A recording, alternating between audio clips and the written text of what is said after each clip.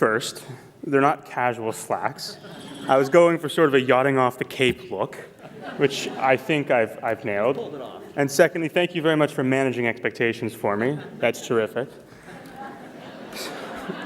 No pressure, Brian. No pressure.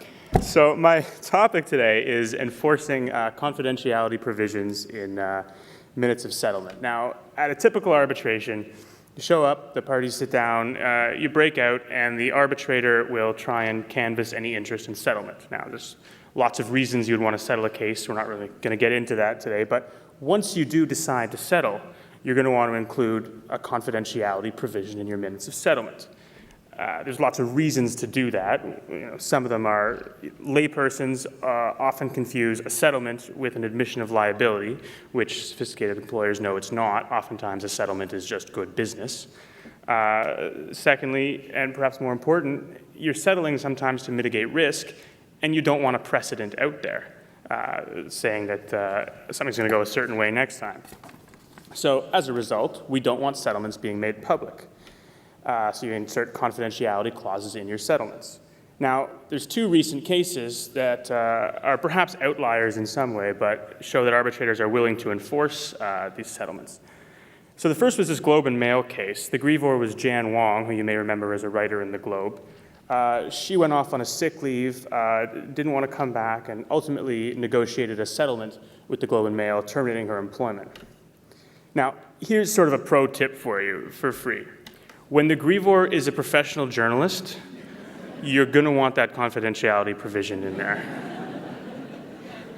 So the Globe, being a paper of record, knew that and did that, and Ms. Wong agreed to the settlement, signed off on the settlement, including the confidentiality provisions, and then went and wrote a book. In that book, she never discloses the amount of the settlement, but she talks about how it exists, describes it as generous, and repeatedly describes herself as having won. So the Globe did not like that. They went back in front of the arbitrator, and they found that even though she didn't disclose the amount, she had violated the confidentiality provisions in the book, undermining the principles of settlement, and she had to give back all of the money that she settled for. So hence the title, Shut Up or Pay Up, which is the title of the brief paper. Something similar happened in Barrie at the Barrie Police Services. An employee was transferred. He grieved. The union settled the grievance sort of over his head and signed off on it. And then the grievor, in his wisdom, and the settlement did contain a confidentiality provision. The grievor, in his wisdom, took the settlements and the contents and posted it on the bulletin board. So I don't know that there was much debate that the confidentiality was violated.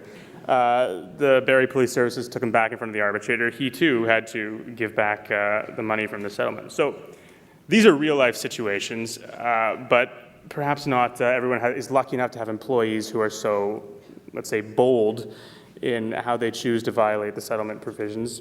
And oftentimes, what you're going to hear more often is, I heard that Bill got this, and I heard it from Jack, who heard it from Pete, and you're going to be chasing this around. You're never going to really know.